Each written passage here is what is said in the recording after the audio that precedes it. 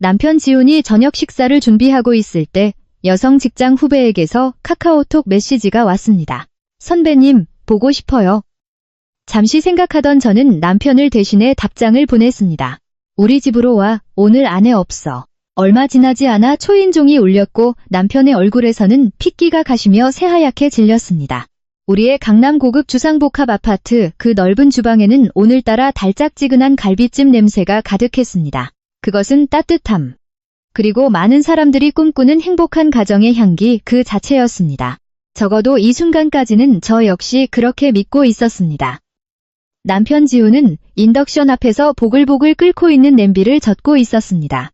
결혼기념일에 제가 선물한 앞치마를 두르고 입으로는 옛날 발라드를 흥얼거리는 그의 뒷모습만 보면 지훈은 성공한 사회인이자 가정을 소중히 여기는 완벽한 남자였습니다.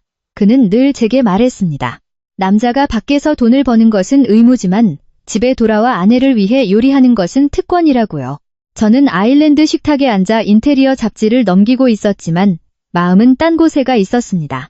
따뜻한 식탁 조명이 대리석 상판을 비추고 있었고 그 위에는 지훈의 최신형 스마트폰이 고요히 놓여 있었습니다. 까만 화면은 마치 끝을 알 수 없는 심연처럼 저같이 가장 가까운 사람조차 단 한 번도 의심해 본 적 없는 비밀을 숨기고 있었습니다. 지훈이 뒤를 돌아보며 잘생긴 얼굴에 밝은 미소를 지었습니다. 눈가에 살짝 지기 시작한 주름이 오히려 매력적이었습니다. 그는 제게 간을 보라고 권하고는 다시 복잡한 양념을 더하기 위해 돌아섰습니다. 그때였습니다. 식탁 위 스마트폰 화면이 갑자기 밝게 켜졌습니다. 소리는 나지 않았지만 차가운 푸른빛이 카카오톡 메시지가 도착했음을 알렸습니다. 본능적으로 시선이 그쪽을 향했습니다. 화면에 선명하게 떠오른 문장은 짧았지만 제가 오랜 시간 공들여 쌓아온 평화로운 세계를 단숨에 붕괴시키기에는 충분했습니다. 발신자, 다은, 인턴. 내용, 선배님, 보고 싶어요. 단 한마디, 보고 싶어요. 제 심장은 더 이상 아프지 않았습니다. 그 통증은 일주일 전 은행 거래 내역서를 확인했을 때 이미 죽어버렸기 때문입니다. 지금 제게 남아있는 것은 경멸감과 이미 철저하게 세워둔 계획뿐이었습니다. 다은, 저는 그 이름을 알고 있습니다. 지훈의 부서에 들어온 지 얼마 안 된 신입 인턴이었습니다. 한 번은 지훈이 그 인턴에 대해 일 처리가 빠르고 예의 바르며 배우려는 의지가 강하다고 칭찬한 적도 있었습니다. 그 배우려는 의지가 설마 직장 상사인 남편에게까지 미칠 줄은 꿈에도 몰랐네요. 저는 숨을 깊게 들이마시며 거칠어지는 호흡을 가다듬었습니다. 30대 중반, 수많은 역경을 극복하고 지금의 자리, 팀장까지 올라온 여성의 이성은 지금 큰 소리를 치거나 물건을 부수는 것을 허락하지 않았습니다. 만약 제가 소란을 피운다면 지훈은 그저 장난이나 어린 친구의 실수라고 얼버무릴 것이 뻔했습니다. 제게는 그 이상의 것이 필요했습니다. 빼도 박도 못할 확실한 증거가 필요했습니다. 그리고 가장 중요한 것은 그 파렴치한 두 인간의 진짜 얼굴을 보고 싶다는 것이었습니다. 지훈은 여전히 팔을 썰고 있었습니다. 도마 소리가 제 가슴 속에서 미친 듯이 울려 퍼지는 심장 소리를 덮어주었습니다. 저는 조용히 스마트폰을 집어들었습니다. 잠금 해제 비밀번호는 우리의 결혼기념일이었습니다. 참으로 아이러니한 일이죠. 그는 우리 인생에서 가장 중요한 날을 자신의 더러운 비밀을 지키는 방패로 사용하고 있었던 것입니다. 저는 익숙한 사자리 숫자를 입력했습니다. 잠금이 풀리자 가장 위에 읽지 않은 메시지가 있는 카카오톡 채팅방이 나타났습니다. 저는 바로 확인하지 않고 재빠르게 답장을 작성했습니다. 제 손가락은 차갑고 정확하게 가상 키보드 위를 미끄러졌습니다. 우리 집으로 와, 오늘 아내 없어. 전송 버튼을 누르고 숫자 1이 사라지는 것을 보며 저는 살짝 입꼬리를 올렸습니다. 이 짧은 대화를 캡처하여 제 휴대폰으로 전송하고 지훈의 휴대폰에서는 흔적을 깨끗하게 지웠습니다. 저는 이 연극이 시작될 때 그가 완전히 아무것도 모르는 상태이기를 바랐습니다. 저는 스마트폰을 원래 있던 자리에 처음과 완전히 똑같은 각도로 정확히 내려놓았습니다. 손이 조금 떨렸지만 그것은 두려움 때문이 아니라 마음속 깊은 곳에 억눌러둔 분노 때문이었습니다. 저는 지훈의 등짝을 바라보았습니다. 여전한 남편, 여전히 헌신적인 모습. 그러나 지금 제 눈에는 구역질 나는 위선으로밖에 보이지 않았습니다. 그는 완벽한 남편을 연기하고 있지만 마음은 아마도 젊고 예쁜 내연녀에게로 날아가 있겠죠. 이 연극, 그가 그토록 연기하고 싶어 한다면 가장 비극적인 마지막 장면은 제가 연출해주기로 했습니다. 저는 머리를 쓸어 넘기고 표정을 관리하며 평소의 차분한 상태로 돌아가려 애썼습니다. 마음속의 폭풍은 고요한 눈빛 뒤로 숨겨두었습니다. 그저 모든 것을 씻어낼 기회를 기다리며 오늘 밤은 아주 긴 밤이 될 것입니다. 지훈은 김이 모락모락 나는 갈비찜을 큰 그 뺑곤덱 한가운데에 놓았습니다. 갖은 양념과 함께 푹 끓여낸 고기 향이 진하게 퍼졌습니다. 그는 행주로 그릇 가장자리에 묻은 작은 국물 자국까지 정성스레 닦아냈습니다. 어제까지였다면 그 세심함에 감동해 그를 안아주었을 것입니다. 하지만 오늘 그 갈비찜을 보니 마치 설탕을 듬뿍 버무린 독약을 보는 듯한 기분이었습니다. 그는 제게 쌀밥을 듬뿍 담아주고 가장 맛있어 보이는 갈비 한 점을 골라 제 밥그릇 위에 올려주었습니다. 그리고 다정하고 낮은 목소리로 말했습니다. 따뜻할 때 먹어야 맛있어. 고기가 입에서 살살 녹을 정도로 푹 끓였어. 게다가 오늘은 아내 몸보신을 시켜주겠다며 마장동 축산시장까지 가서 가장 좋은 한우갈비를 사왔다고 자랑까지 했습니다. 저는 남편의 손에서 밥그릇을 받아들며 손이 떨리지 않게 필사적으로 노력했습니다. 고기를 입에 넣고 천천히 씹었습니다. 고기는 정말 부드러웠고 간도 제 입맛에 딱 맞았습니다. 하지만 목구멍을 넘어가는 순간 마치 지푸라기를 씹는 것처럼 역겹고 불쾌한 맛이 치밀어 올랐습니다. 끓어오르는 구역질을 참기 위해 물을 크게 한 모금 마셔야 했습니다. 저는 맞은편에 앉은 남자를 바라보았습니다. 지훈은 여전히 맛있게 식사를 하며 이따금 제게 반찬을 집어주기도 하고 회사에서 있었던 재미있는 이야기들을 늘어놓았습니다. 새로운 프로젝트 이야기, 대표님께 칭찬받은 이야기, 그리고 올해의 승진 계획까지. 그러나 다은이라는 이름이나 그 젊은 인턴에 대한 언급은 단 한마디도 없었습니다. 저는 한 인간이 어떻게 이토록 교묘하게 이중생활을 할 수 있는지 신기할 따름이었습니다. 불과 조금 전 내연녀에게서 보고 싶다는 메시지를 받고 그 직후에는 아내를 진심으로 사랑하는 모범적인 남편을 연기할 수 있다니. 어쩌면 이 6년간의 결혼 생활 동안 그는 이 연기를 너무나도 반복한 나머지 저조차도 무엇이 진짜고 무엇이 가짜인지 분간할 수 없게 되어버린 것일지도 모릅니다. 저는 우리가 결혼했던 초창기, 힘들었던 시절을 떠올렸습니다. 그 시절 우리는 아무것도 없이 서울 변두리의 좁은 빌라 투룸에서 시작했습니다. 지훈은 제 손을 잡고 맹세했습니다. 제가 고생하지 않도록 번듯한 내 집 마련을 위해 평생 열심히 일하겠다고. 그리고 그는 약속을 지켰습니다. 이 강남의 고급 아파트, 이 화려한 가전과 가구들이 우리 두 사람의 노력의 증거였습니다. 하지만 아마도 물질적으로 풍요로워지면 사람의 마음도 변하기 시작하나 봅니다. 배부름은 저열한 욕망을 낳고 예전에 그와 함께 컵라면을 나눠 먹던 조강지처는 이제 밖에 젊고 싱그러운 여자들에 비해 시시하게 느껴졌나 보죠. 저는 배가 부른 척하며 숟가락을 내려놓았습니다. 오늘은 조금 피곤해서 입맛이 없다고 했습니다. 지훈은 즉시 걱정스러운 표정을 지었습니다. 그는 자리에서 일어나 제 옆으로 와서 이마에 손을 얹고 열을 재보았습니다. 그의 손은 따뜻했지만 제 피부에 닿는 순간 뼛속까지 스며드는 듯한 냉기가 느껴졌습니다. 저는 살짝 고개를 돌려 그 위선적인 손길에서 벗어나기 위해 물을 마시러 간다는 핑계를 댔습니다. 벽시계를 흘끗 보니 짧은 바늘은 8시를 향해 긴 바늘은 10을 가리키며 천천히 움직이고 있었습니다. 시간은 조롱하듯 느리게 흘러갔습니다.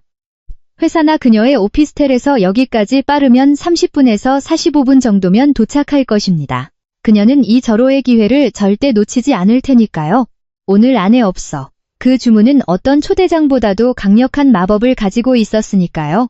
식탁으로 돌아오니 지훈이 식기를 정리하고 있었습니다. 그는 제게 거실에서 쉬라며 설거지는 자기가 하겠다고 했습니다. 소매를 걷어붙이고 설거지를 하는 남편의 모습은 친구들에게 자랑하던 나의 자랑거리였지만 지금은 그저 구역질 나는 연극의 한 장면에 불과해 보였습니다. 저는 소파에 앉아 TV 리모컨을 집어들었지만 전원은 켜지 않았습니다. 제 시선은 현관문에 고정되어 있었고 귀는 복도에서 들려오는 모든 소리에 신경을 집중하고 있었습니다. 마음속에서는 격렬한 싸움이 벌어지고 있었습니다. 내 안의 절반은 그녀가 오지 않기를 바랐습니다. 그 메시지가 그저 한순간의 장난이었다고 내 자신을 속일 수 있도록. 하지만 나머지 절반, 더 냉철하고 잔혹한 이성은 초인종이 빨리 울리기를 바랐습니다. 저는 이 고통이 있는 그대로 적나라하게 드러나기를 원했습니다. 고름은 터트려야 낫는 법이니까요. 설령 남겨진 흉터가 영원히 지워지지 않는다 해도 1분 1초가 무겁게 흐르고 주방에서 들리던 물소리가 멈췄습니다. 지훈이 젖은 손을 수건에 닦으며 나와서 디저트로 과일을 먹겠냐고 물었습니다. 저는 고개를 저으며 희미하게 미소 지었습니다. 그 미소는 분명 지독하게 일그러지고 부자연스러웠겠지만 지훈은 눈치채지 못했습니다. 그는 자신의 완벽함에 너무나도 자신만만했으니까요. 아니면 아내의 눈빛에서 이상한 기운을 감지할 만큼 제 감정에 진심으로 관심을 가진 적이 단 한 번도 없었는지도 모릅니다. 시계가 정확히 저녁 8시 50분을 가리켰습니다. 아파트 안은 너무나도 고요해서 시계의 초침이 째깍거리는 소리마저 들릴 정도였습니다. 지훈은 맞은편 소파에 앉아 스마트폰으로 뉴스를 보고 있었습니다. 아주 편안한 표정이었습니다. 아마도 오늘 밤 역시 아내와 보내는 평화로운 저녁이 될 것이라 생각했거나 아니면 제가 잠들면 그 내연녀에게 어떻게 답장을 할지 고민하고 있었겠죠. 그는 폭풍이 바로 코앞까지 다가왔다는 사실은 꿈에도 생각하지 못했을 것입니다. 딩동. 정적을 깨고 초인종 소리가 울려 퍼졌습니다. 소리는 크지 않았지만 이 공간에서는 전쟁의 시작을 알리는 총성 같았습니다. 지훈은 깜짝 놀라 고개를 들었습니다. 그의 눈에는 놀라움과 함께 약간의 당혹감이 떠올랐습니다. 그는 시계를 한 번 보고 현관문을 한 번 보더니 이 시간에 누구지? 하고 중얼거렸습니다. 그리고 마치 제가 답을 알고 있다는 듯 저를 쳐다보았습니다. 저는 소파에 미동도 없이 앉아 지나치게 냉정할 정도로 차분한 자세를 유지했습니다. 저는 그에게 앉아 있으라며 내가 나가보겠다고 말했습니다. 제 목소리는 부드러웠지만 단호했고 그가 끼어들 틈을 주지 않았습니다. 저는 자리에서 일어나 현관을 향해 천천히 걸어갔습니다. 제 발소리가 마룻바닥에 울릴 때마다 마치 이 결혼 생활에 관해 못을 박는 망치 소리처럼 무겁게 울렸습니다. 심장은 격렬하게 고동치고 있었지만 그것은 두려움이 아니라 사냥감을 포착하려는 사냥꾼의 기묘한 흥분이었습니다. 저는 숨을 깊게 들이마시고 옷매무새를 가다듬은 뒤 도어록 손잡이에 손을 얹었습니다. 잠금을 풀고 무거운 현관문을 열었습니다. 눈앞에는 젊은 여성이 서 있었습니다. 아담한 체격의 화장은 예쁘게 했지만 아직 앳된 티가 남아있는 얼굴이었습니다. 그녀는 몸에 핏되는 원피스를 입고 젊음을 과시하고 있었으며 손에는 고급 베이커리에서 정성스럽게 포장된 조각 케이크 상자를 들고 있었습니다. 저를 본 순간 그녀의 입가에 떠올라 있던 애교 섞인 웃음은 순식간에 사라지고 그 자리엔 극도의 공포가 번졌습니다. 그녀의 눈은 최대한 커졌고 동공은 공포로 수축했으며 장밋빛이던 뺨은 순식간에 핏기를 잃고 종이장처럼 새하얗게 질렸습니다. 그녀는 그 자리에 얼어붙었고 손이 떨린 탓에 케이크 상자를 하마터면 바닥에 떨어뜨릴 뻔했습니다. 그녀는 문을 여는 사람이 지훈일 것이라고 기대했겠죠. 그의 품에 뛰어들며 보고 싶었다고 어리광을 부릴 장면을 상상했을 것입니다. 하지만 그녀의 얼굴을 내리친 냉혹한 현실은 이 집의 주인이자 그의 합법적인 아내인 제가 칼날같이 날카로운 눈빛으로 현관을 가로막고 있는 모습이었습니다. 저는 곧바로 말을 꺼내지 않고 그녀의 겁먹은 표정을 조용히 관찰했습니다. 저의 침묵은 공간의 공기를 더욱 숨막히게 만들었습니다. 다은은 반걸음 뒷걸음질 치며 무언가 말하려 입술을 달싹였지만 목구멍은 누군가에게 졸리고 있는 것처럼 막혀 있었습니다. 그녀는 집안을 흘깃 보고는 다시 저를 보았습니다. 마치 현장을 들킨 도둑 같은 표정이었습니다. 제 등 뒤에서 지훈의 발소리가 들렸습니다. 누가 왔어? 뭘 그렇게 오래 서 있어? 그의 목소리는 다은을 더욱 사색이 되게 만들었습니다. 그녀는 주위를 두리번거리며 도망칠 기회를 엿보는 듯했습니다. 하지만 제가 이 사냥감을 그렇게 쉽게 놓아줄 리가 없죠. 저는 미소 지었습니다. 아마도 우는 것보다 더 무서웠을 웃음이었을 겁니다. 저는 입을 열었습니다. 제 목소리는 집안의 사람과 복도 밖의 사람, 양쪽 모두에게 들릴 만큼 크고 또렷하며 위엄이 있었습니다. 안녕하세요, 다은 씨. 남편 보러 오셨군요. 저의 질문은 다은의 얼굴에 찬물을 끼얹음과 동시에 다가오던 지훈에게도 충격을 안겨주었습니다. 다은이 흠칫거리는 것이 보였습니다. 그녀는 덫에 걸렸다는 사실을 깨달았지만 이미 늦었습니다. 문은 열렸고 연극의 막은 공식적으로 올랐습니다. 다은은 마치 독수리의 둥지에 길을 잃고 들어온 작은 새처럼 몸을 움츠리고 서 있었습니다. 그녀는 양손으로 케이크 상자를 꽉 움켜쥐었고 그 탓에 손가락 관절이 하얗게 변해 있었습니다. 그녀는 이 늦은 시간에 갑자기 나타난 비상식적인 상황을 변명하기 위해 떨리는 목소리로 간신히 말을 짜냈습니다. 지훈 선배님이 몸이 안 좋으시다고 들어서 마침 근처를 지나가던 길이라 케이크라도 사서 들렀어요. 얼른 나으셔서 인턴인 제게 업무를 가르쳐 주셨으면 해서요. 너무나도 조잡한 거짓말이라 웃음이 나올 지경이었습니다. 지훈이 아프지 않다는 것도 이 아파트가 굳이 찾아오지 않으면 지나갈 일이 없는 뚝 떨어진 주거단지에 있다는 것도 저는 잘 알고 있었습니다. 하지만 저는 곧바로 지적하지 않았습니다. 고양이가 쥐를 잡는 놀이의 묘미는 쥐를 단번에 죽이지 않고 공포에 질려 지쳐 쓰러질 때까지 가지고 노는 것에 있으니까요. 저는 옅은 미소를 띠며 시시각각 변하는 그녀의 얼굴에 시선을 고정했습니다. 다은 이 등을 돌려 도망치려는 것을 보고 저는 얼음처럼 차가운 목소리로 말했습니다. 이 복도에서 한 발짝이라도 벗어나면 내일 회사 전체와 시골에 계신 부모님은 당신들 두 사람의 사진과 메시지를 전부 받아보게 될 거야. 안으로 들어와서 솔직하게 얘기하면 체면은 세워줄게. 다은은 그 자리에 멈춰 섰습니다. 그녀는 덜덜 떨며 마지못해 저를 따라 집 안으로 들어왔습니다. 저는 기왕 왔으니 집안도 구경하고 가요. 분위기가 아주 좋죠? 라고 말했습니다. 특히 그녀를 제 남편에게 정식으로 소개하고 싶다고 강조했습니다. 저는 마치 등 뒤에서 얼어붙어 있는 남자에게 소유권을 나타내는 붉은 낙인을 찍듯 내 남편이라는 단어를 일부러 길게 느려 말했습니다. 지훈은 이미 거실로 나와 있었습니다. 제가 다은을 집 안으로 데리고 들어오는 것을 보자 그의 얼굴은 다은보다 더 새파래졌습니다. 눈은 커지고 입은 벌어진 채였지만 아무 말도 하지 못했습니다. 손에 들고 있던 스마트폰은 소파 위로 툭 떨어졌습니다. 지훈은 저와 다은을 번갈아 보며 극도의 공포와 혼란 사이에서 격렬하게 흔들리고 있었습니다. 그는 다은이 왜 여기에 있는지, 그리고 제가 왜 이렇게 태연하게 그녀를 맞이하고 있는지 이해하지 못했을 것입니다. 저는 다은을 거실 중앙으로 데리고 가 지훈이 자주 앉는 긴 소파 맞은편의 1인용 소파에 앉혔습니다. 다은은 소파 끝에 걸터 앉아 허리를 꼿꼿이 세우고 두 무릎을 모은 채 고개를 들지 못했습니다. 저는 지훈 쪽을 향해 제 옆에 앉으라는 눈짓을 보냈습니다. 지훈은 마치 영혼이 빠져나간 시체처럼 에어컨이 24도로 맞춰져 있음에도 불구하고 식은땀을 비오듯 흘리며 비틀비틀 걸어왔습니다. 그는 제가 언제 폭발할지 모르는 시한폭탄이라도 되는 양 최대한 저와 거리를 두고 앉았습니다. 저는 소개를 시작했습니다. 다은을 가리키며 지훈에게 이 친구가 당신이 늘 칭찬하던 그 싹싹한 인턴 맞지? 라고 말했습니다. 상사가 아프다는 말을 듣고 이 밤중에 케이크까지 사들고 병문안을 와주었다면서요. 그리고 다은에게는 지훈을 소개하며 이 사람이 세상에서 제일 모범적이고 단 한 번도 나를 실망시킨 적 없는 내 남편이에요 라고 했습니다. 저의 칭찬 한마디 한마디가 지훈의 살갗을 찌르는 바늘 같았는지 그는 몸을 움츠렸습니다. 저는 다은이 지훈에게 도움을 청하는 듯한 시선을 보내는 것을 보았습니다. 그녀는 이 상황을 모면해줄 한마디의 변명, 혹은 적어도 안심시켜줄 눈빛을 기대하고 있었겠죠. 하지만 그녀에게 돌아온 것은 비겁한 도피뿐이었습니다. 지훈은 고개를 숙인 채 옷자락만 만지작거리며 입을 뻥긋조차 하지 않았습니다. 지훈의 비겁함은 저의 경멸을 더욱 증폭시켰고 아마 다은조차도 실망감이 스멀스멀 기어오르는 것을 느끼기 시작했을 것입니다. 회사에서는 그렇게 멋지고 권위 있던 남자가 불륜 현장을 들키자 호랑이보다 아내를 더 무서워하는 소심한 남자로 전락해버렸으니까요. 저는 손님에게 차를 내오겠다며 일어섰습니다. 다은에게 무엇을 마시고 싶은지 물었습니다. 오렌지 주스, 물, 아니면 따뜻한 차.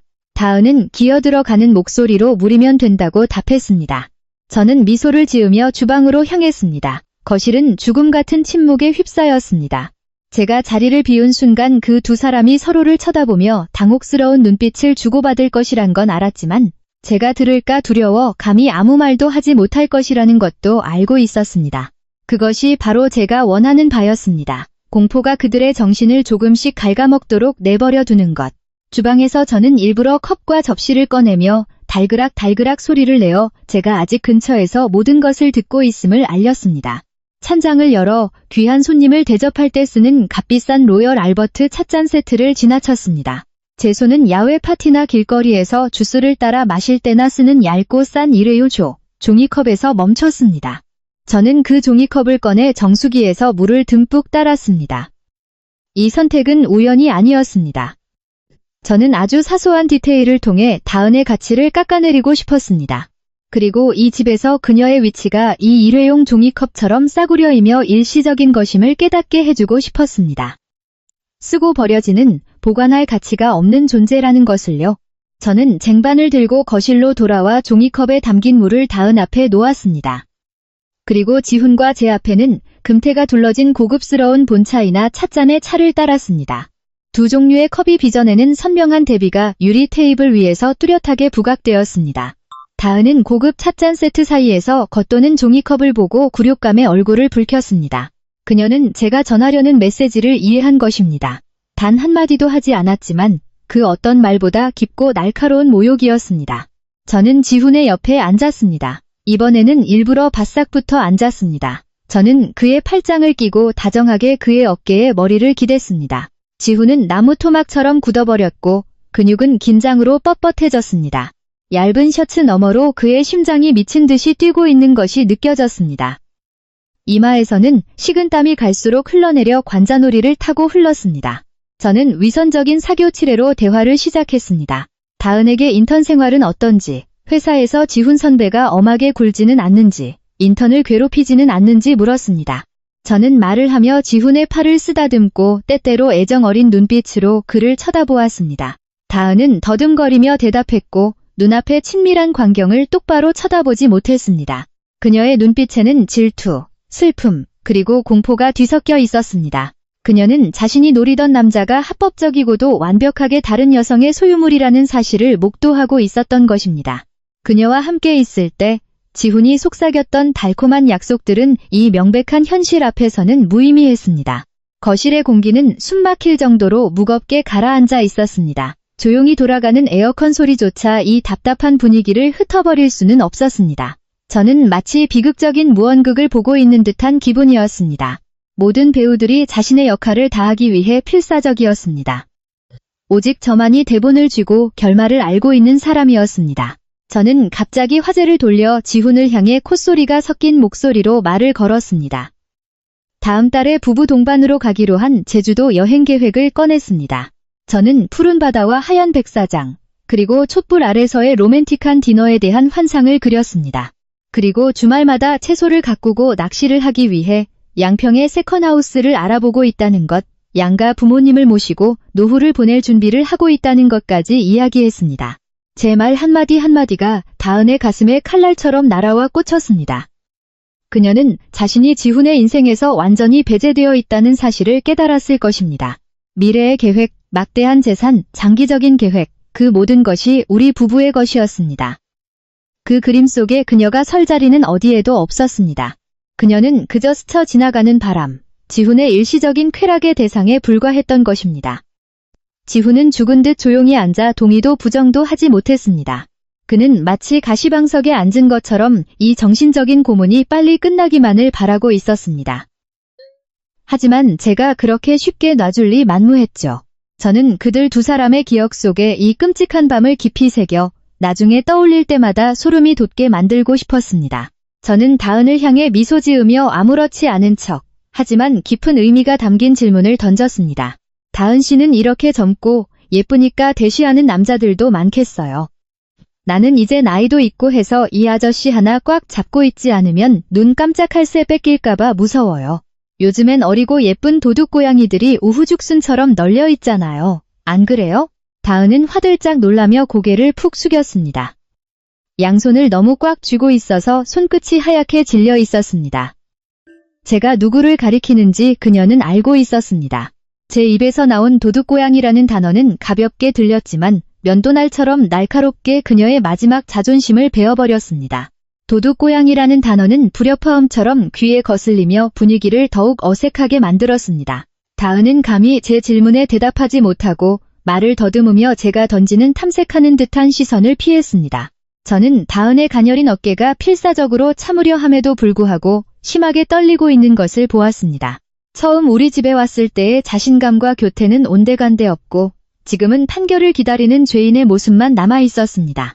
저는 그들을 그렇게 쉽게 풀어줄 생각이 없었습니다. 지훈 쪽을 향해 그의 팔을 조금 더 강하게 움켜쥐었습니다. 제 손톱이 셔츠 아래의 피부를 살짝 파고들게 하여 저의 강렬한 존재감을 일깨워 주었습니다. 저는 남편을 올려다보며 목소리는 애교 있게 바꿨지만 눈빛은 칼날처럼 날카롭게 유지했습니다. 지난주 함께 보러 갔던 양평의 세컨하우스에 대해 물었습니다. 일부러 다은에게 똑똑히 들리도록 크고 명확한 발음으로 말했습니다. 양가 부모님도 그 땅을 엄청 마음에 들어 하셨잖아. 풍수지리도 좋고 강변이라 시원하다고.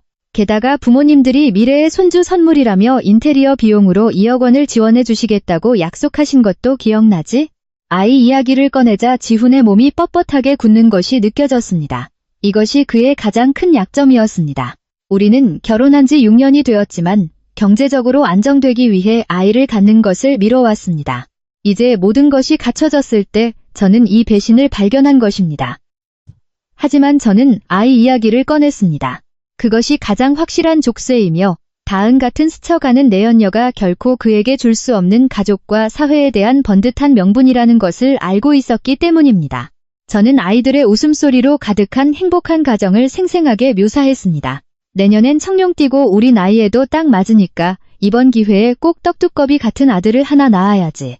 그리고 다은에게 고개를 돌려 이 계획 어때요? 정말 멋지지 않아요? 라고 물었습니다. 갑작스러운 질문에 다은은 놀라들고 있던 작은 포크를 접시에 떨어뜨렸습니다. 금속과 도자기가 부딪히는 쨍 하는 소리가 날카롭게 울렸습니다. 그녀는 허둥지둥 포크를 주우며 얼굴을 붉히고 더듬거리며 말했습니다. 두 분의 계획 정말 멋지네요. 분명 행복하실 거예요.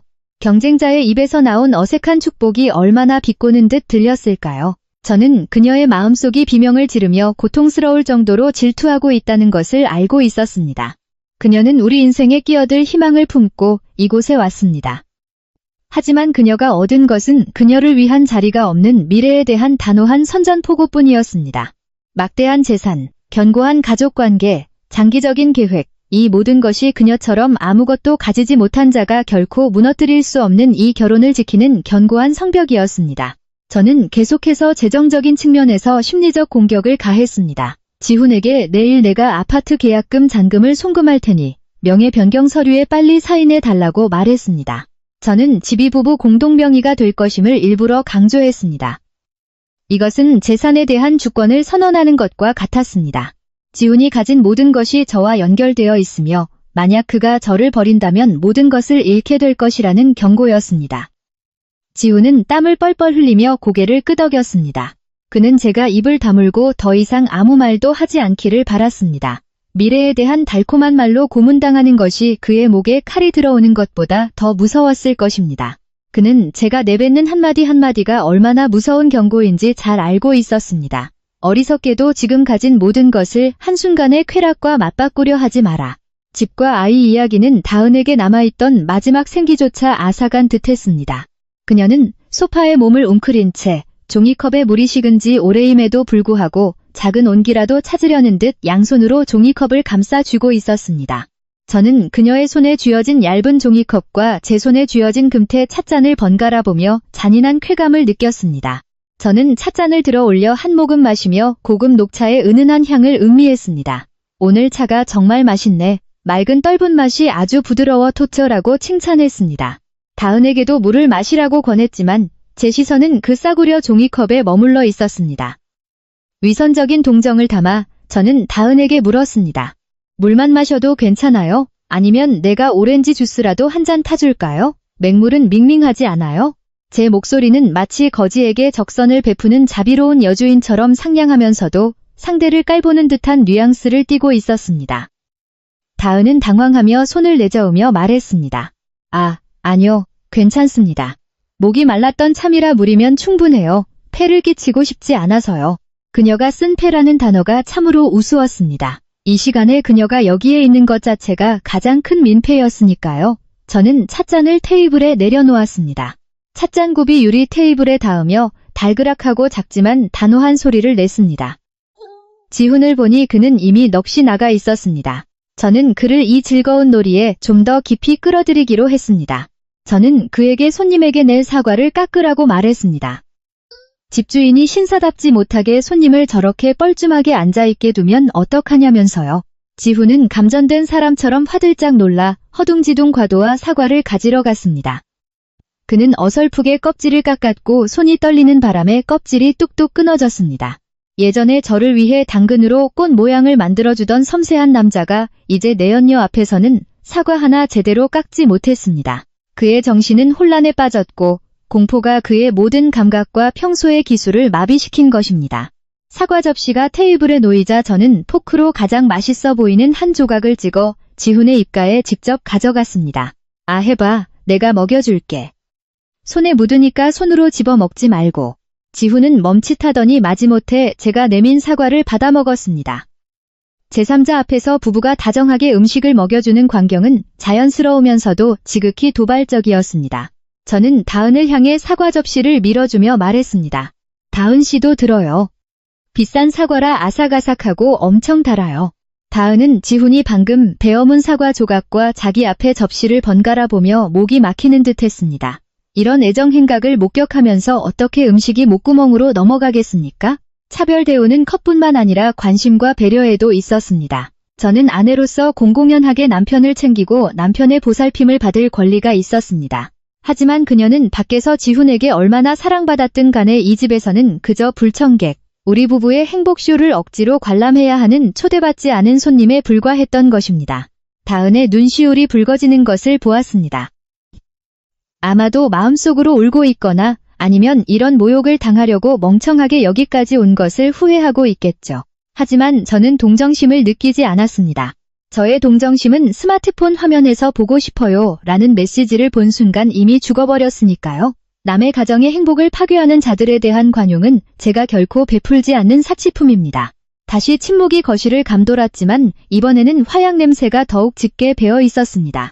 다은은 이 숨막히는 분위기를 깨고 싶었는지 아니면 지훈 앞에서 조금이라도 배려심 있는 이미지를 되찾고 싶었는지도 모릅니다. 그녀는 헛기침을 하더니 조심스럽게 지훈의 건강에 대해 묻기 시작했습니다. 선배님, 요즘 위는 좀 어떠세요? 통증은 가라앉으셨어요? 그녀의 목소리는 작았지만 진심 어린 걱정이 담겨 있었습니다. 게다가 자신의 고향 시골 본가에는 위에 아주 좋은 흑마늘 진액이 있다며 필요하다면 어머니께 부탁해서 붙여달라고 하겠다고까지 했습니다. 그 말을 들은 지훈의 얼굴은 사색이 되었습니다. 그는 황급히 손을 내저으며 괜찮아, 그렇게까지 안 해도 돼 라고 말했습니다. 그는 이 어리석은 내연녀가 치명적인 실수를 저질렀다는 것을 깨닫고 공포에 질려 저를 힐끗 쳐다보았습니다. 그녀는 직장 상사의 사생활에 대해 일반적인 동료 관계의 범위를 넘어서는 이해도를 보여준 것입니다. 저는 소리내어 웃었습니다. 짧고 길게 늘어진 웃음소리에 그들 두 사람은 움찔했습니다. 저는 다은의 속마음을 꿰뚫어 보는 듯한 날카로운 눈빛으로 그녀를 보았습니다. 어머, 다은 씨는 상사한테 정말 관심이 많네요.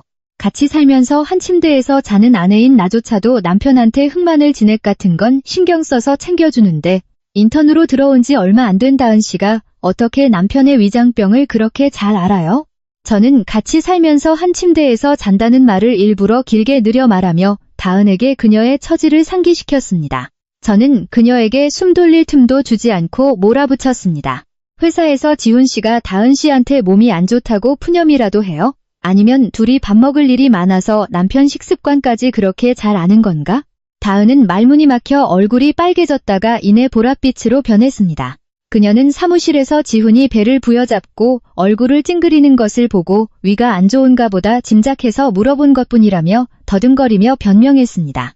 너무나도 뻔뻔한 핑계였습니다. 저는 지훈의 위장병이 만성적인 것이라는 것을 잘 알고 있었습니다. 그는 강한 리더의 이미지에 흠이 갈까봐 남들 앞에서는 좀처럼 아픈 내색을 하지 않았습니다.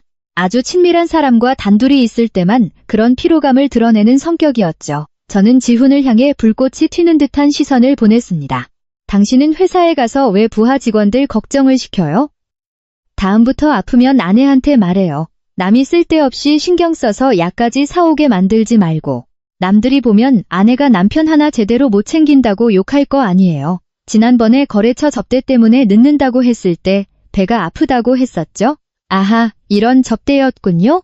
저의 비아냥거림에 지훈은 고개를 푹 숙인 채 아무 말도 하지 못했습니다. 제가 무엇을 암시하는지 그는 알고 있었습니다. 그가 거래처 접대를 핑계댄 그날 밤, 사실은 다은과 저녁을 함께 먹었고 아마도 젊은 여자의 동정을 얻기 위해 아픈 척 앓는 소리를 냈었겠죠. 저는 다은의 직장 동료를 걱정한다는 위선의 가면을 벗겨버리고 그들의 애매모호한 관계의 진실을 적나라하게 파헤쳤습니다. 그녀의 과도한 관심이야말로 그녀가 선을 넘었다는 증거였습니다. 그리고 저는 아내로서 바로 이 나의 집에서 그 위선을 의심하고 폭로할 권리가 있었습니다. 벽시계는 9시를 가리키고 있었습니다. 고양이와 쥐의 연극도 이제 가장 긴장감 넘치는 클라이맥스에 달했습니다. 저는 지금이야말로 결정적인 일격을 가할 때라고 느꼈습니다. 제3자의 정신을 완전히 짓부수고 배신한 남편에게 보내는 마지막 경고가 될 일격을. 저는 주머니에서 제 스마트폰을 천천히 꺼내 테이블 위에 놓았습니다. 화면을 스와이프하며 메시지를 확인하는 척하면서 일부러 한숨을 쉬며 말했습니다. 요즘 세상 참 복잡해요. 뉴스 보면 불륜이니 뭐니 시끄러운 사건들이 너무 많잖아요. 친구들 얘기 들어보면 요즘 어린 여자애들은 정말 간이 배 밖으로 나왔다더라고요. 남의 남편한테 연인처럼 메시지를 보내고 부끄러운 줄도 모른다니까요. 저는 잠시 말을 멈추고 두 사람의 반응을 살폈습니다. 다은은 미동도 없이 앉아 있었지만 호흡은 거칠어져 있었습니다. 지훈은 몰래 티슈로 이마의 땀을 닦아냈습니다. 분위기는 끊어지기 직전에 기타 줄처럼 팽팽하게 당겨져 있었습니다. 저는 목소리를 더욱 날카롭게 바꿔 말을 이었습니다. 나도 남편 일 도와주느라 지훈 씨 핸드폰을 자주 봐요. 근데 요즘 모르는 번호로 문자가 참 많이 오더라고요. 어디 사는 어린애인지는 모르겠지만 이름은 참 순수해 보였어요. 인턴이려나? 지훈 씨한테 엄청 친근하게 메시지를 보내던데. 저는 다은을 흘끗 보았습니다. 그녀의 얼굴에서는 핏기가 완전히 가셨고 붉게 칠해진 입술은 이제 하얗게 질려 떨리고 있었습니다. 저는 뜸을 들이다 정면으로 일격을 가했습니다. 다은 씨, 그거 알아요? 어느 날 내가 집에 있고 남편이 저녁을 만들고 있었거든요. 근데 어떤 애가 남편 폰으로 보고 싶어요라고 문자를 보낸 거 있죠? 배짱도 참 두둑하지 않아요? 본처가 떡하니 집에 있는데 감히 그런 메시지를 보내다니. 나한테 도전장이라도 내민 걸까요? 제 말은 다은의 귓가에 벼락처럼 내리꽂혔습니다. 그녀는 눈을 동그랗게 뜨고 저를 쳐다보았고 그 눈동자에는 공포가 선명하게 떠올라 있었습니다. 그녀는 모든 것을 깨달은 것입니다. 아까의 보고 싶어요 라는 메시지, 그리고 우리 집으로 와. 오늘 아내 없어 라는 답장. 모든 것이 덫이었습니다. 제가 파놓은 완벽한 함정에 그녀는 불나방처럼 멍청하게 뛰어든 것이었습니다. 다은의 손발이 걷잡을 수 없이 떨리기 시작했습니다. 그녀는 저를 마치 괴물을 보는 듯한 눈으로 쳐다보았습니다. 그녀는 눈앞에 앉아있는 여성이 얌전하고 다루기 쉬운 전업주부가 아니라 무서운 심리전의 달인이라는 사실을 깨달았습니다. 저는 처음부터 그리고 그녀가 수치심 속에 완전히 발가벗겨질 때까지 그녀의 가면을 한 겹 한 겹 벗겨낸 것이었습니다. 옆에 앉아있던 지훈 역시 충격에 빠져 있었습니다. 그는 고개를 돌려 경악에 찬 눈빛으로 저를 바라보았습니다. 제가 그 메시지를 읽었을 줄은, 그리고 다은을 여기까지 불러들여 망신을 줄 정도로 치밀할 줄은 상상도 못했을 것입니다. 제 영악함과 잔혹함에 그는 등골이 오싹했을 것입니다. 그는 아내인 저를 너무나도 얕보고 있었다는 사실을 깨달았습니다. 저는 다은의 눈을 똑바로 응시했습니다. 제 시선은 차갑고 압도적이었습니다. 더 이상 아무 말도 할 필요가 없었습니다. 저의 침묵 자체가 가장 엄격한 판결이었습니다. 저는 모든 것을 폭로했지만 아직 그녀의 이름을 직접적으로 거론하지는 않았습니다. 그녀에게 스스로 물러날 최소한의 자존심이라도 남아있는지 보기 위해서였습니다. 이것이 그녀가 이 집을 떠나기 전 제가 베푸는 마지막 자비였습니다. 다은은 더 이상 견딜 수 없었습니다. 저에게서 뿜어져 나오는 보이지 않는 압박감, 지훈의 비겁함, 그리고 방금 밝혀진 잔혹한 진실이 그녀의 의지를 박살냈습니다. 그녀는 마치 전기 의자에 앉아있는 것처럼 매 순간순간이 고문처럼 느껴졌을 것입니다. 다은은 옆에 놓아둔 핸드백을 허둥지둥 움켜쥐었습니다. 서두르는 바람에 가방이 의자에 부딪혀 덜컹하는 소리를 냈습니다. 그녀는 벌떡 일어났지만 다리가 휘청거려 하마터면 주저앉을 뻔했습니다. 그녀는 저를 똑바로 쳐다보지 못하고 고개를 푹 숙인 채 집에 가보겠다고 중얼거렸습니다. 집에 급한 일이 생겼다며 어머니가 빨리 들어오라고 하신다고 오래 머물지 못해 죄송하다며 변명을 늘어놓았습니다. 그녀의 목소리는 갈라져서 금방이라도 울음을 터뜨릴 것 같았습니다. 저나 지훈의 대답을 기다리지도 않고 그녀는 쫓기는 도둑처럼 황급히 현관으로 향했습니다. 그녀가 들고 온 케이크 상자는 테이블 위에 덩그러니 남겨져 이 방문의 비참한 실패를 증명하는 증거물처럼 보였습니다. 지훈이 반사적으로 자리에서 일어나려 했습니다. 아마도 그녀를 배웅하려던 것이었겠죠. 하지만 제가 더 빨랐습니다. 저는 그의 허벅지에 손을 얹고 강하게 억누르며 가만히 앉아있으라는 눈짓을 보냈습니다. 제 눈빛은 이 상황에서 멍청한 짓은 하지 말라고 경고하듯 번뜩였습니다. 지훈은 제 의도를 알아채고 나무문 너머로 사라져가는 다은의 뒷모습을 눈으로 쫓으며 미동도 없이 앉아 있었습니다. 저는 자리에서 일어나 천천히 다은을 따라 현관으로 향했습니다. 저는 그녀의 허둥지둥하는 모습과는 대조적으로 아주 여유롭고 차분하게 걸었습니다. 다은이 구두를 신으려다 손이 떨려 구두를 제대로 잡지 못하고 있을 때였습니다. 저는 문틀에 기대어 팔짱을 낀 채 동정과 경멸이 뒤섞인 눈빛으로 그녀를 내려다보았습니다. 그녀가 간신히 구두를 신고 현관문을 열어 복도로 나가려던 순간 제가 그녀를 불러 세웠습니다. 다은 씨. 다은은 화들짝 놀라며 그 자리에 멈춰 섰습니다. 그녀는 등을 돌린 채 두려움과 혼란이 가득한 눈빛으로 뒤를 돌아보았습니다. 그녀는 제가 이 아파트 복도에서 소란을 피우거나 뺨을 때리고 머리채를 잡지 않을까 두려웠을 것입니다. 하지만 저는 그렇게 하지 않았습니다. 제 품위가 시장바닥 여자들처럼 구는 것을 허락하지 않았으니까요. 저는 그녀에게 다가가 우리 두 사람에게만 들릴 정도로 작은 목소리로 귓가에 속삭였습니다. 제 목소리는 바람처럼 부드러웠지만 천년의 얼음처럼 차가웠습니다. 다음에 우리 남편 만나러 올 때는 미리 연락하고 와요. 이렇게 늦은 밤에 돌아다니면 동네 사람들이 보고 다소곳한 아가씨가 뭐 하는 거냐고 오해하잖아요. 그리고 이것만은 명심해요. 지훈 씨 아내가 항상 집을 비우는 건 아니라는 거. 그 말을 들은 다은의 얼굴은 핏기가 가시며 백지장이 되었습니다. 그녀는 마치 모이를 쪼는 닭처럼 연신 고개를 끄덕이며 네 하고는 엘리베이터를 향해 정신없이 도망치듯 뛰어갔습니다. 그녀는 마치 이곳에서 1분 1초라도 빨리 벗어나고 싶다는 듯 엘리베이터 버튼을 미친 듯이 눌러댔습니다. 밝은 복도 타일에 비친 그녀의 모습은 작고 고독하며 불쌍해 보였습니다. 저는 엘리베이터 문이 닫히며 그녀를 집어삼킬 때까지 그 모습을 지켜보고 있었습니다. 제 입가에 희미한 미소가 번졌습니다. 한 명은 처리했습니다. 젊은 애는 단단히 겁을 먹었을 테니 이제 돈을 준다고 해도 제 남편 근처에는 얼씬도 하지 않을 것입니다. 하지만 전쟁은 이것으로 끝이 아니었습니다. 가장 큰 적, 저에게 가장 깊은 상처를 입힌 장본인은 아직 저 거실에 앉아 있었습니다. 저는 뒤를 돌아 현관문을 쾅 하고 닫았습니다. 도어록이 잠기는 삐빅 소리가 건조하게 울려 퍼졌습니다. 배신한 남편을 위한 심판의 시간이 시작되었음을 알리는 소리였습니다. 저는 숨을 깊게 들이마시고 원래의 차가운 표정으로 돌아간 뒤 거실로 들어섰습니다. 무거운 철문이 닫히며 죽음 같은 공기가 가득한 이 아파트를 바깥 세상과 완전히 단절시켰습니다. 제 입가에 맴돌던 승리의 미소는 풍전등화처럼 순식간에 사라졌습니다. 저는 바로 돌아가지 못하고 차가운 도어록 손잡이를 쥔 채 수초간 서 있었습니다. 가슴 깊은 곳에서부터 치밀어 오르는 구역질에 토할 것만 같았습니다. 방금 전 저는 완벽한 연기를 해보였지만 그 대가는 심장에서 피를 흘리고 있는 깊은 상처였습니다. 저는 뒤를 돌아 천천히 거실로 들어갔습니다. 지훈은 여전히 그 자리 크림색 가죽 소파 위에 미동도 없이 앉아 있었습니다. 고개를 푹 숙인 채 두 손을 깍지 끼고 무릎 위에 올려두고 있었습니다. 지금 그의 모습은 평소에 세련되고 자신감 넘치던 남편과는 거리가 먼 참으로 비참한 꼴이었습니다. 하지만 그 비참함은 제게 한 가닥의 동정심도 불러일으키지 못했고 오히려 경멸감만 더해줄 뿐이었습니다. 저는 지훈의 앞으로 다가가 테이블 위에 덩그러니 놓여있던 그의 스마트폰을 집어들었습니다. 저는 그것을 한 번 보고 그를 한 번 보았습니다. 그리고 갑자기 팔을 높이 쳐들더니 강화유리 테이블 위로 스마트폰을 강하게 내리쳤습니다.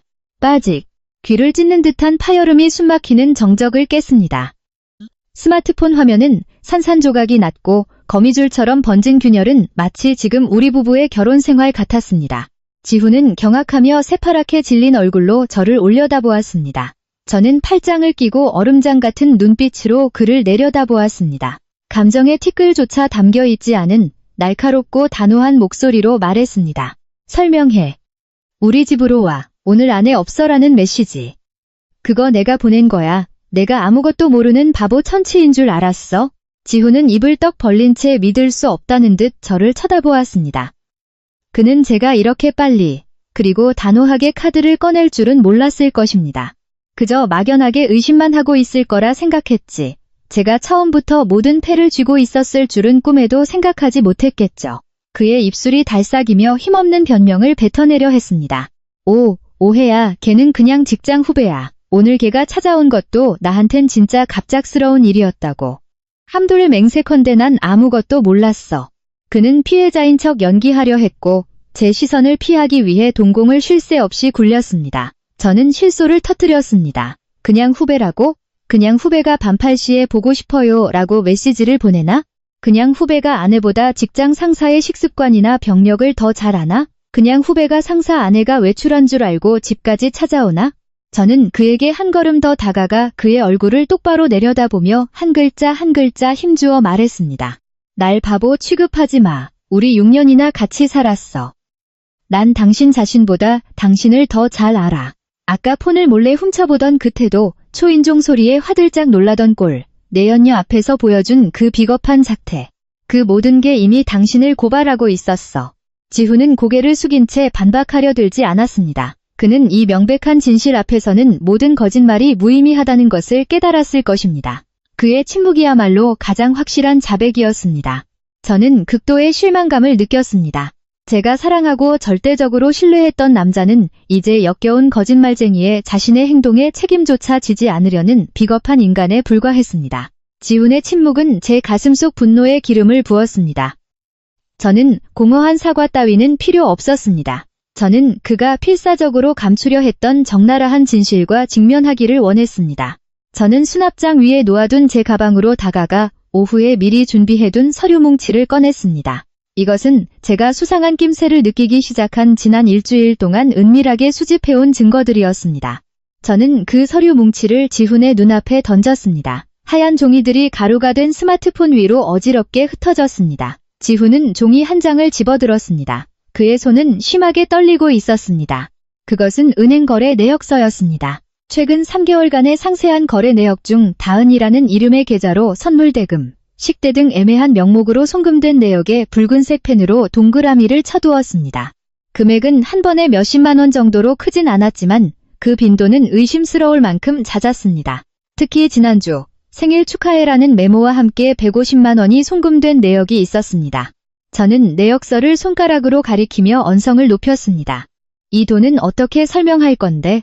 인턴 생일 선물로 150만 원이나 썼어? 아내 생일에는 꽃다발 하나에 동네 레스토랑에서 저녁 한 끼 때운 게 다 있으면서 당신의 뻔뻔함에는 정말 감탄이 다 나오네. 지훈은 말문이 막힌 채 폭포수처럼 땀을 흘렸습니다. 제가 이토록 그의 재정 상태를 속속들이 파악하고 있을 줄은 생각지도 못했을 것입니다. 하지만 이것이 끝이 아니었습니다. 저는 그가 로그아웃하는 것을 잊은 태블릿 PC에서 미리 캡처해둔 카카오톡 대화 내용도 꺼냈습니다. 노골적인 작업 멘트, 주말 데이트 약속, 심지어 구역질이 날 정도로 달아오른 애정 행각을 표현하는 메시지들이 빼곡했습니다.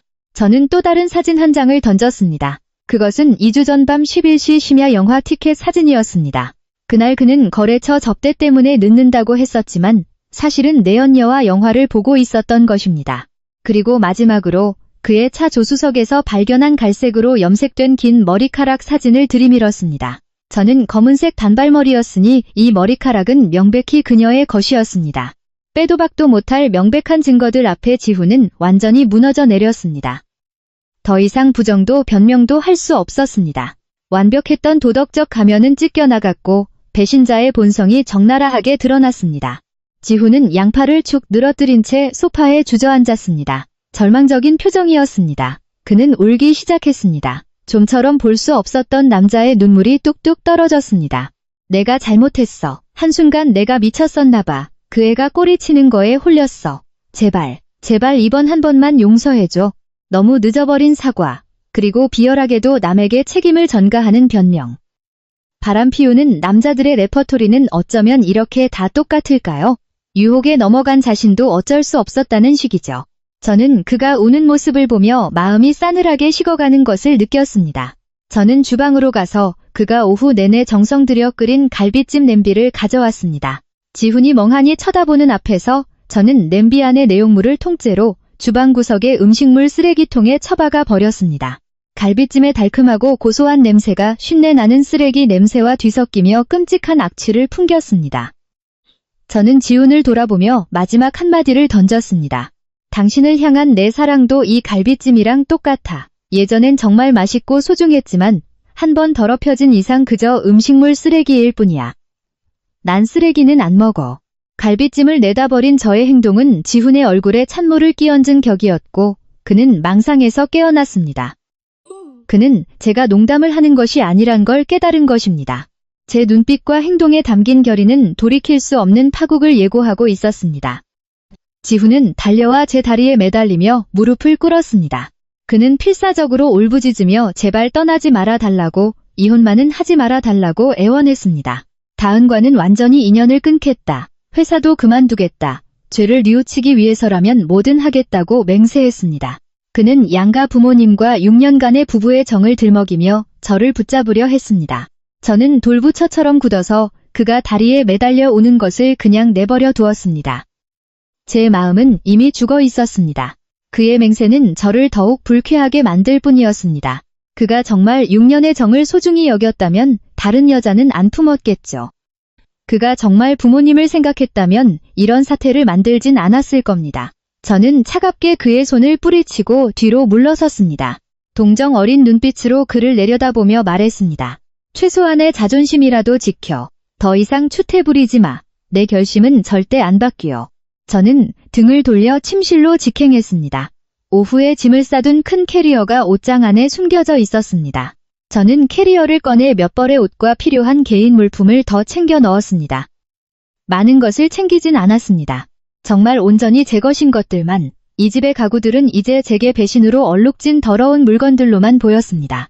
저는 캐리어를 끌고 거실로 나왔습니다. 지훈은 여전히 바닥에 주저앉아 고개를 푹 숙인 채 오열하고 있었습니다. 그의 울음소리가 텅 빈 공간에 울려 퍼졌습니다. 저는 미리 프린트해둔 A사 용지 한 장을 테이블 위에 올려두었습니다. 그것은 결혼 초 신혼집 인테리어 비용이 부족해 우리 부모님께 빌렸던 5천만 원의 차용증과 아버지 명의로 발행된 영수증이었습니다. 이 5천만 원은 명백한 빚이야. 안 갚을 생각은 꿈도 꾸지 마. 집한 돈에서 제일 먼저 이 빚부터 청산하고 남은 걸 반으로 나누는 거야. 제가 차가운 목소리로 단호하게 말했습니다. 단돈 10원도 남기지 말고 5천만 원 갚을 준비해. 이 집은 공동 명의지만 내가 양보할게. 당신 내연녀랑 살 신혼집으로서. 하지만 우리 부모님 돈은 반드시 받아낼 거야. 지훈은 서류를 보고 저를 올려다보았습니다. 그의 눈빛은 절망 그 자체였습니다. 그가 하루아침에 그런 큰 돈을 마련할 수 없다는 건 알았지만 제 알바 아니었습니다. 그것이 그가 배신에 대해 치러야 할 대가였습니다. 저는 그가 정신적으로든 물질적으로든 상실의 고통을 뼛속 깊이 사무치게 느끼기를 바랐습니다. 저는 캐리어를 끌고 현관으로 향했습니다. 떠나기 전 마지막으로 집안을 뒤돌아보았습니다. 한때는 우리의 안식처였던 곳. 이제는 내 사랑의 무덤이 되어버린 곳. 저는 현관문을 열고 서늘한 바람이 부는 복도로 나섰습니다. 등 뒤에서 문이 닫히는 소리가 다시 한번 울려 퍼졌고 그 파렴치한 남자와 함께했던 6년간의 청춘의 종지부를 찍었습니다. 저는 뒤도 돌아보지 않고 엘리베이터를 향해 똑바로 걸어갔습니다. 새로운 인생이 저를 기다리고 있었습니다. 비록 험난하더라도 적어도 깨끗하고 평온한 인생이. 택시는 심야의 한산한 서울 도심을 달리고 있었습니다. 저는 뒷좌석에 앉아 차창 밖으로 스쳐 지나가는 가로등 불빛을 바라보았습니다. 마음은 텅 비어 있었지만 이상하리만치 홀가분했습니다. 저는 울지 않았습니다. 눈물은 이미 안으로 흘러들어가 날카로운 증오의 결정체가 된 듯했습니다. 저는 대학 시절부터 단짝이었던 친구 수진의 아파트로 향했습니다. 수진은 서초동에서 이혼 및 재산 분할 소송을 전문으로 하는 꽤 유명한 변호사였습니다. 그녀는 강인하고 결단력 있으며 매우 똑똑한 여성이었습니다. 미리 연락을 해두었기에 제가 도착했을 때 그녀는 이미 로비에 나와 기다리고 있었습니다. 수지는 창백한 얼굴로 캐리어를 끌고 차에서 내리는 저를 보자 아무것도 묻지 않고 조용히 다가와 꽉 안아주었습니다. 따뜻한 우정의 포옹에 하마터면 눈물이 쏟아질 뻔했지만 저는 꾹 참았습니다. 지금은 나약해질 때가 아니었습니다. 수지는 저를 자신의 집으로 데리고 올라갔습니다. 작지만 아늑한 집안은 마음을 편안하게 해주는 레몬그라스 아로마 오일 향으로 가득했습니다. 수지는 제게 따뜻한 차를 한 잔 내어주며 자리에 앉아 모든 것을 털어놓으라고 했습니다. 저는 전부 이야기했습니다. 운명의 메시지부터 다은을 집으로 불러들인 연극, 지훈과의 대질신문, 그리고 집을 나온 결정까지. 저는 마치 남의 이야기를 하듯 신기할 정도로 담담하게 말했습니다. 이야기를 다 듣고 난 수지는 탁 소리가 나게 테이블을 쳤습니다. 그녀는 찰진 욕설을 한바탕 쏟아내더니 제가 정말 완벽하게 잘 대처했다고 칭찬해 주었습니다. 바람 피우는 놈은 용서받지 못할 쓰레기이며 제가 그 불륜 남녀를 다룬 방식은 아주 세련되고 교양 있으면서도 동시에 극도로 잔혹했다고 평했습니다. 수지는 법적인 관점에서 상황을 분석하기 시작했습니다. 그녀는 제가 모은 증거들을 검토했습니다. 은행 거래 내역, 카톡 메시지, 사진들. 그녀는 고개를 끄덕이며 이 정도면 법정에서 완벽한 우위를 점하기에 충분하다고 했습니다. 만약 지훈이 협의 이혼에 동의하지 않는다면 자기가 이혼 소송을 전담하겠다고 했습니다. 하지만 수지는 가정법원에 가기 전에 그 완벽한 커플에게 평생 잊지 못할 뼈아픈 교훈을 줘야 한다고 했습니다. 이혼은 저에게 있어 해방일 뿐이며 배신자들을 처단하는 것만이 진정한 정의라면서요. 수지는 제게 훨씬 더 교묘하고 치명적인 복수극을 제안했습니다. 머리채를 잡고 싸우거나 SNS나 블라인드 같은 커뮤니티에 폭로해서 진흙탕 싸움을 만드는 대신 지훈에게 가장 중요한 것, 즉 그의 커리어와 명예를 정밀 타격하기로 했습니다. 수지는 모든 증거를 하나의 파일로 정리하라고 지시했습니다. 그리고 지훈의 회사 경영진에게 보낼 고발 메일의 작성법을 코치해 주었습니다. 경제력과 사회적 신용에 대한 치명적인 일격은 지훈에게서 모든 것을 앗아갈 것이며 뺨 몇 대 때리는 것보다 수만 배는 더 고통스러울 것이라고 했습니다. 저는 고개를 끄덕이며 동의했습니다. 제 두 눈에는 서늘한 결의가 빛나고 있었습니다. 오늘 밤은 우리가 최후의 결전을 기획하는 밤이 될 것입니다. 주말 이틀은 폭풍전야의 끔찍한 침묵 속에서 흘러갔습니다. 지훈은 수십 통의 전화를 걸고 카톡을 보내왔지만 저는 일절 응답하지 않았습니다. 저는 휴대폰 전원을 꺼두고 수진의 집에서 남편과 그 내연녀에게 보낼 특별한 선물을 준비하는데 모든 시간을 쏟았습니다. 수진은 메일의 문안 작성을 도와주었습니다. 감정적인 욕설이나 비방이 아니라 마치 검찰의 공소장처럼 전문적이고 객관적이며 날카로운 어휘를 사용해야 했습니다. 메일의 제목은 짧지만 묵직하게 정했습니다. 사내 기강 문란 및 부정행위 고발건, 영업기획팀 지훈 팀장 및 다은 인턴. 저는 저급한 성적 대화가 담긴 카카오톡 캡처본, 급여 통장에서 선물 대금으로 이체된 내역, 법인카드 부당 사용 정황, 그리고 업무 시간에 예매한 심야 영화 티켓 사진 등 모든 증거를 스캔했습니다. 이 모든 자료를 수진이 날짜, 시간, 장소를 명확히 주석으로 달아 10MB가 넘는 하나의 PDF 파일로 엮었습니다. 월요일 아침, 하늘은 마치 폭풍우를 예고하듯 잿빛이었습니다. 모든 직장인들이 자리에 앉아 업무 메일을 확인하기 시작하는 오전 9시 정각. 저는 노트북을 켰습니다. 옆에 앉은 수진이 격려하듯 제 어깨에 손을 얹었습니다. 저는 숨을 깊게 들이마시고 마지막으로 임시 저장된 메일을 확인했습니다. 수신자 목록에는 대표이사, 인사본부장 HR, 그리고 관련 부서의 임원들이 포함되어 있었습니다. 저는 전 직원에게 무차별적으로 뿌리지는 않았습니다. 산티나는 가십거리를 퍼뜨리는 수준 낮은 여자가 되고 싶진 않았기 때문입니다. 저는 지훈과 다은의 운명을 단칼에 결정지을 수 있는 가장 높은 권력을 가진 사람들에게만 보냈습니다. 마우스 커서가 보내기 버튼 위에서 멈췄습니다. 심장이 격렬하게 고동쳤지만 그것은 두려움이 아니라 결정적인 순간을 앞둔 짜릿한 긴장감 때문이었습니다. 이 클릭 한 번이 세 사람의 인생을 완전히 뒤바꿔 놓을 것입니다. 지훈은 10년간 피땀 흘려 쌓아 올린 커리어를 잃을 것이고 다은은 이제 막 꽃 피우려던 미래를 잃게 될 것입니다. 그리고 저는 고통스러웠던 과거에 공식적으로 마침표를 찍고 새로운 페이지로 나아가는 것입니다. 저는 우리 집에 쳐들어왔을 때 다은의 그 뻔뻔했던 눈빛을 떠올렸습니다. 무릎을 꿇고 용서를 구하던 지훈의 비열한 몰골을 떠올렸습니다. 음식물 쓰레기통에 처박힌 갈비찜을 떠올렸습니다.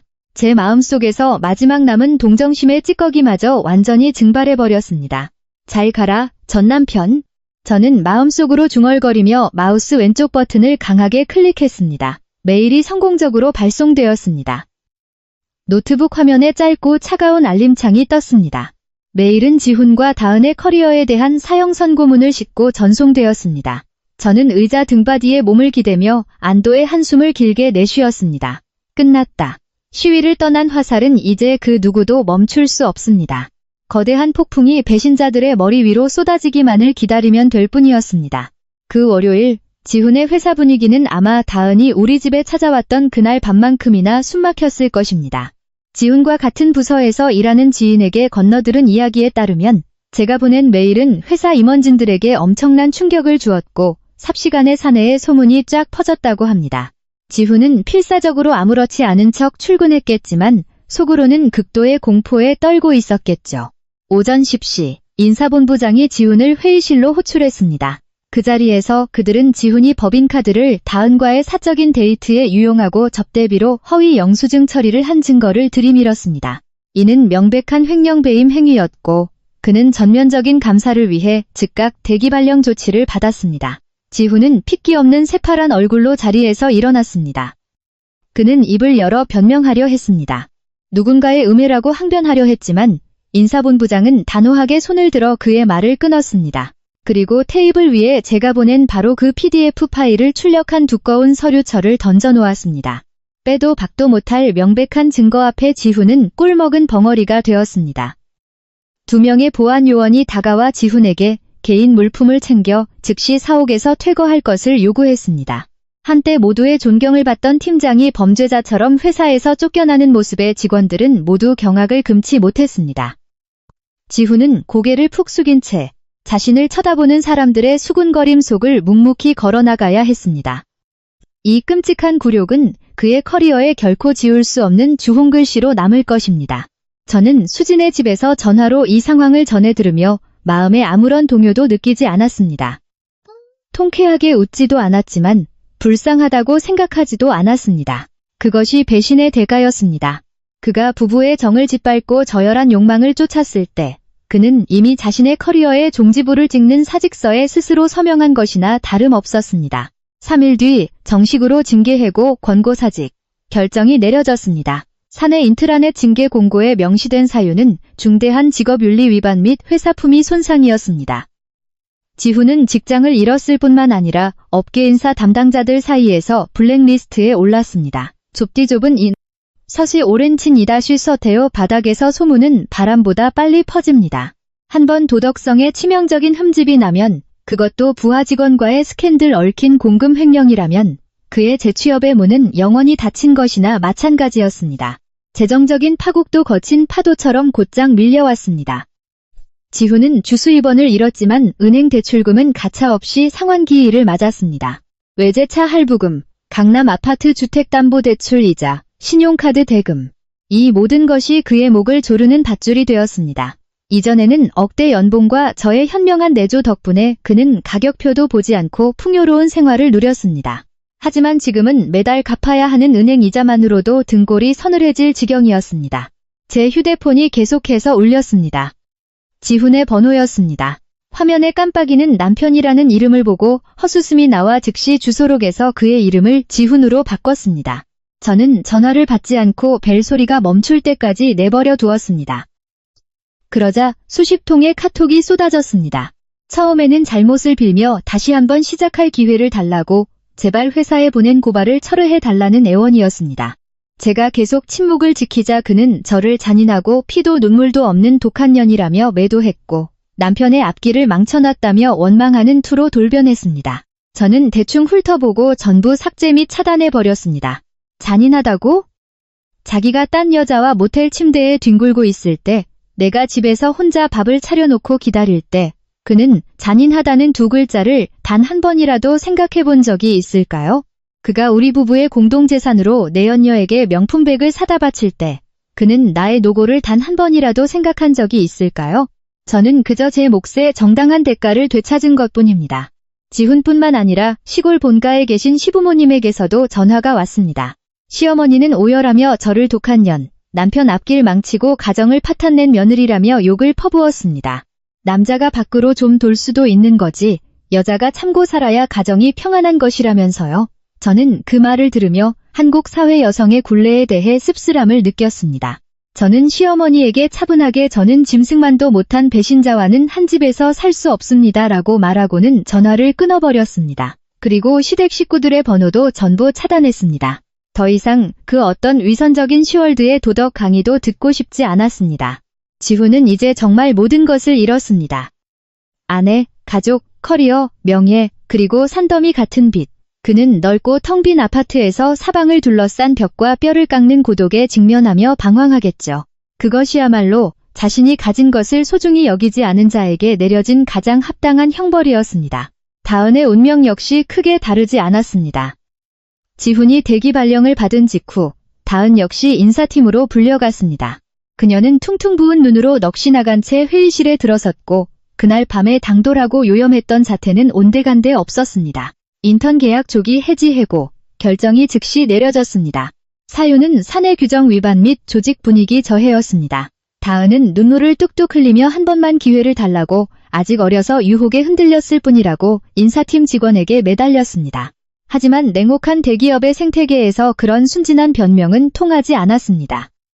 불명예스럽게 해고된 기록은 그녀의 미래를 향한 취업의 문이 반쯤은 닫혔음을 의미했습니다. 직장을 잃는 것보다 더 무서운 것은 동료들의 싸늘한 시선이었습니다. 맹랑한 불륜녀가 본처에게 도전장을 내밀었다가 역관광을 당했다는 이야기는 사내 블라인드 게시판과 익명 카톡방에서 가장 뜨거운 가십거리가 되었습니다. 다은이 종이박스에 개인 물품을 챙길 때 아무도 그녀에게 말을 걸거나 도와주지 않았습니다. 모두가 경멸의 눈빛으로 그녀를 쳐다보고 등 뒤에서 수군거렸습니다. 한때 그녀에게 추파를 던지던 남자 사원들은 이제 불똥이 튈까 두려워 전염병 환자를 피하듯 그녀를 멀리했습니다. 다은은 혼자서 무거운 짐 상자를 안고 사무실을 도망치듯 빠져나왔습니다. 길고 환한 복도는 그녀의 앞에 펼쳐진 가시밭길 같았습니다. 엘리베이터 앞에서 그녀는 며칠 전 지훈이 쫓겨나는 장면을 목격했던 건물 보안 요원 아저씨와 마주쳤습니다. 보안 요원 아저씨의 한심하다는 듯한 쯧쯧하는 혀소리는 찰랑거리던 물컵의 마지막 한 방울이 되었고 다은은 결국 소리내어 엉엉 울어버리고 말았습니다. 그녀는 사람들의 조롱 섞인 시선을 뒤로 한 채 로비를 뛰쳐나갔습니다. 나중에 수진에게 들은 이야기로는 그 사건 이후 다은은 주위의 따가운 시선을 견디지 못하고 오피스텔을 빼서 쫓기듯 이사했다고 합니다. 인스타그램 등 SNS 계정도 전부 비공개로 돌리고 가상세계에서도 자취를 감추었습니다. 이제 막 사회에 첫 발을 내디딘 젊은 여성에게는 너무나도 값비싼 수업료였을 것입니다. 그녀는 외모와 젊음을 허상과 맞바꾸려 했지만 결국 여성으로서 가장 소중한 것, 즉 명예와 자존심을 잃고 말았습니다. 저는 다은에게 동정심을 느끼지 않습니다. 그녀는 도덕과 윤리를 무시하고 스스로 그 길을 선택했으며 그 결과는 온전히 그녀 자신의 책임이었습니다. 부디 이 뼈아픈 실패를 경험한 후 남은 인생은 조금 더 올바르게 사는 법을 배우기를 바랄 뿐입니다. 2개월 후 우리는 협의 이혼을 위해 서울가정법원에서 재회했습니다. 지훈은 10년은 늙어 보였습니다. 수염은 덥수룩하게 자라 있었고 옷차림은 초라했습니다.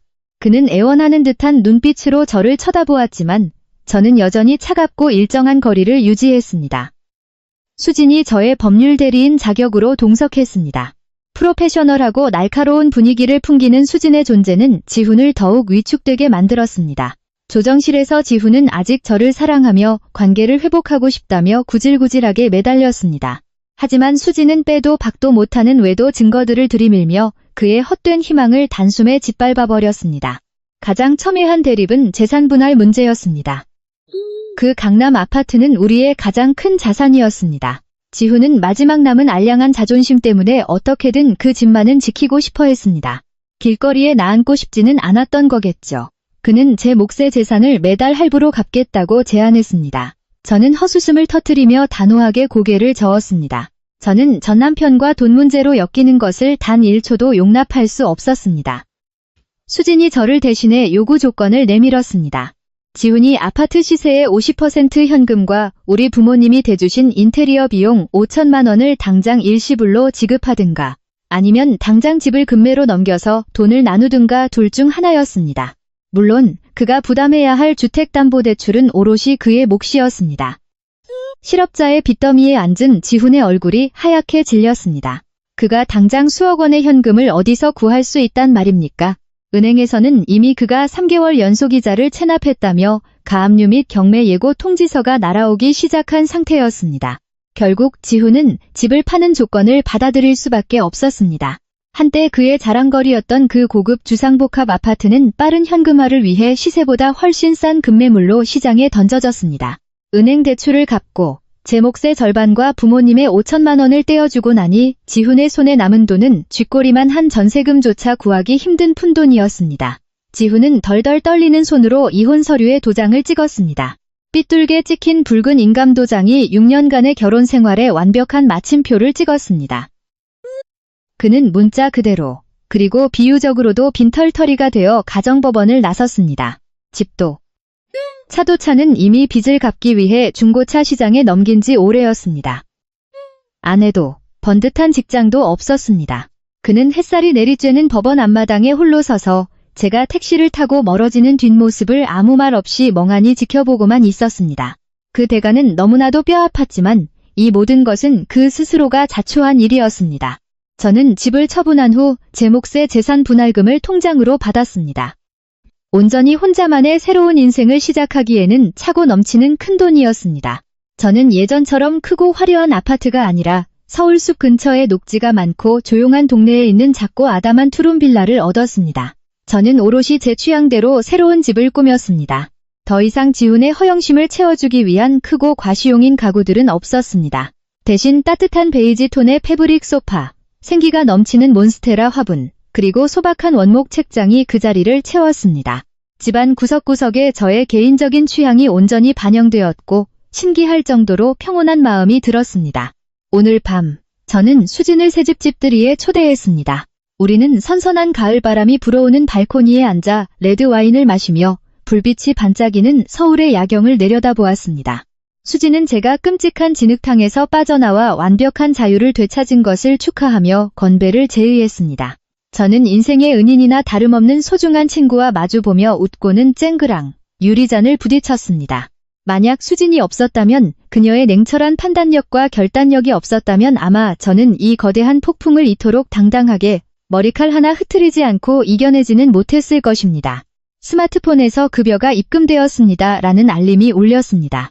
저는 최근 회사에서 맡았던 큰 프로젝트를 성공적으로 마무리했고 그 공로를 인정받아 최연소 팀장으로 승진했습니다.